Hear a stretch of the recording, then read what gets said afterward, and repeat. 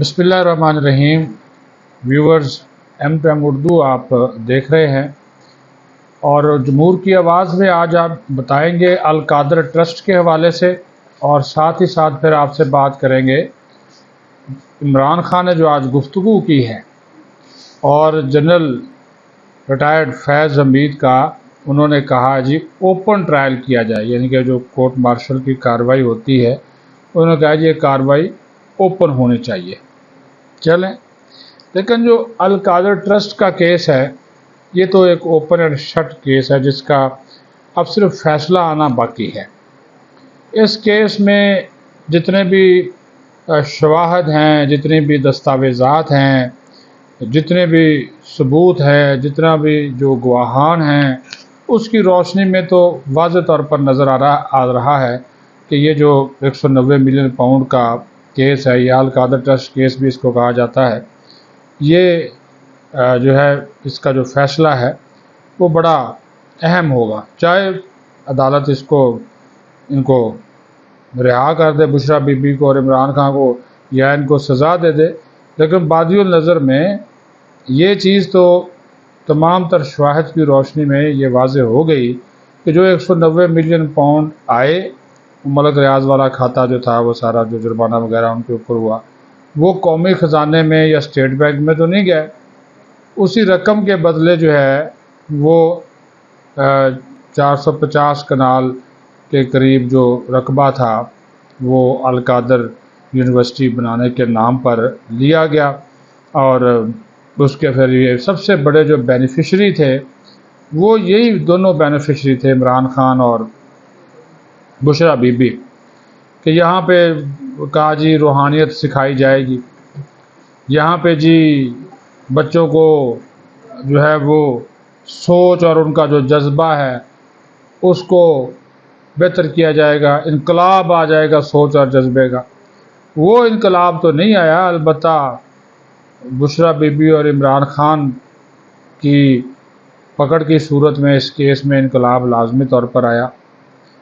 तो अभी वहाँ पे सूरत हाल ये है कि जो 3 उसके इमारतें बनी हैं, ये जेलम के करीब पहाड़ी सा इलाका है, वहाँ पे ये ज़मीन है, 3 इमारतें बनी हैं और 68 अरब रुपए वहाँ पे लगाने का दावा किया गया है। आप ये अंदाज़ा करें, 68 अरब। बच्चों के लिए पीने का साफ़ पानी जो स्टूडेंट्स है वहाँ पे अवेलेबल नहीं है। क्लासेस को पूरा करने के लिए वो दानिश स्कूल से बच्चे उठाए लाकर उधर दाखिल कर दिए। अभी भी जहाँ पे वो पढ़ाई होती है वो बराए नाम ही है, ना वहाँ पे तसव्वुफ़ है, ना वहाँ पे रूहानियत है, वो बस ऐसे ही एक कुछ मचेला सा कर दिया है। तो उससे आप अंदाज़ा लगा लें कि ये सारी की सारी जो एक गेम थी। फिर ये एक मफादात के टकराव का केस भी है जिसमें बानी चेयरमैन PTI इमरान खान बराह रास्त मुलव्वस है। भाई आप वज़ीर आज़म हैं, जो मसनद वज़ारत उज़्मा है उस पर आप फायज़ हैं, बेगम आपकी खातून अव्वल है, और आप वज़ीर आज़म होते हुए एक यूनिवर्सिटी बनाते हैं, उसके ख़ुद आप ट्रस्टी में शामिल हो जाते हैं। एक बिलियनियर आदमी, एक जो प्रॉपर्टी टाइकून है, उससे आप पैसा लेते हैं, वो आपको ज़मीन देता है, उसके बदले में आप उसको उसके केस में फेवर देते हैं। जो 190 मिलियन पाउंड वापस आते हैं, क्योंकि 60-70 अरब रुपया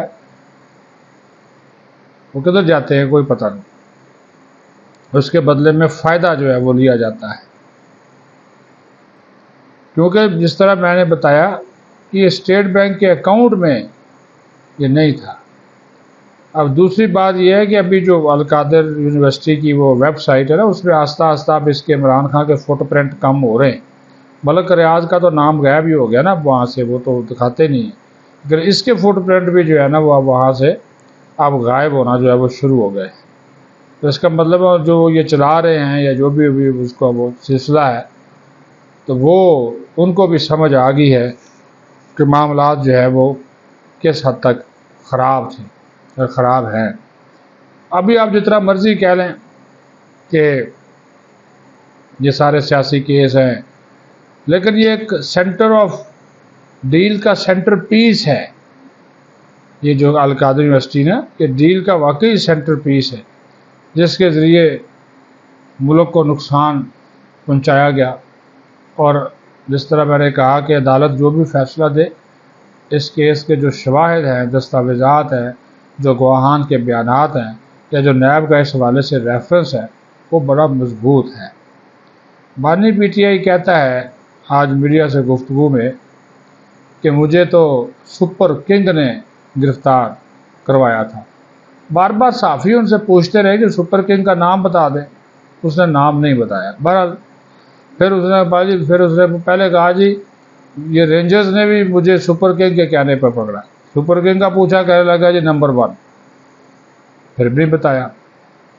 پھر جناب ایک عجیب و غریب مطالبہ کر رہی ہے، حالانکہ یہ سابق وزیر اعظم رہا ہے، اس بندے کو یہ تو پتہ ہونا چاہیے کہ کورٹ مارشل جو کسی فوجی کا ہوتا ہے تو وہ اوپن نہیں ہوتا، ان کی اپنی کورٹ ہوتی ہے، تو وہ اس کا ایک پروسیجر ہے جو کہ آرمی ایکٹ میں لکھا گیا ہے۔ کہتا جی جنرل ریٹائرڈ فیض حمید کا کورٹ مارشل جو ہے وہ اوپن کرے، لیکن پھر ساتھ ہی کہہ دیا مجھے پتہ ہے کہ یہ نہیں کریں گے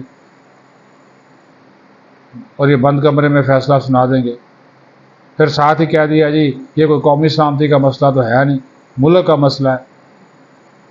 پھر اپنے بارے میں بھی کہہ دیا، اب ظاہر ہے جنرل ریٹائرڈ فیض کے ساتھ کڑیاں تو اس کی بھی مل رہی ہے نا، تو کہا کہ جناب میرا کیس اگر آپ ادھر لے کر جائیں گے نا ملٹری کورٹ میں، تو یہ میں چونکہ سویلین وزیر اعظم تھا، تو پھر جناب اس نے کہا کہ پاکستان کی عالمی سطح پر بڑی بدنامی ہوگی، امیج خراب ہو جائے گا۔ تو خان صاحب آپ تو امیج آلریڈی، آپ کی پارٹی، آپ کا بیٹھا ہوا باہر مافیا، آپ کی لابی، آپ کے لابیسٹ، وہ آلریڈی پاکستان کا امیج خراب کر رہے ہیں، پاکستان کے اداروں کا امیج خراب کر رہے ہیں، کبھی انسانی حقوق کی خلاف ورزیاں، کبھی پابندیوں کے نام کے اوپر، کبھی آپ کو سہولیات نہ دینے کے اوپر، حالانکہ آپ وہ چوتالی والا کام ہے، آپ تو اپنے مزے کے ناشتے کرتے ہیں، کھانے کھاتے ہیں، فائدے اٹھاتے ہیں، پھر آپ کہتے ہیں جی پتہ نہیں وہ کتنے بائی کا سیل ہے، وہ الگ بات ہے۔ اور آرمی چیف سے اس نے کہا جی میں مطالبہ کرتا ہوں کہ جنرل ریٹائرڈ فیض حمید کا اوپن ٹرائل ہو۔ اچھا ایک عجیب و غریب بات ہے، یہ بے مروت فیلنگ لیس انسان ہے، احسان فراموش تو ہے ہی۔ اب یہ دیکھیں نا، کہتا جی فیض سے تو میرا تعلق تھا ہی نہیں، وہ ریٹائر ہوا تو بس ختم ہو گیا، پھر وہ ہیرو سے زیرو بن گیا، تو میرا تو اس کے ساتھ کوئی تعلق ریٹائرمنٹ کے بعد رہا ہی نہیں، تو میں اس کے بارے میں کیا بات کروں۔ اگر وہ 9 مئی میں ملوث ہے تو اس کا جوڈیشل جو ہے وہ کیا جائے، وہی باتیں گھما کے جو ہے نا وہ لے کر آتے ہیں۔ لیکن میں ابھی بھی حیران ہوں اس کو میڈیا سے بات چیت کرنے کی اجازت دیتا کون ہے؟ یہ بڑی عجیب و غریب بات ہے۔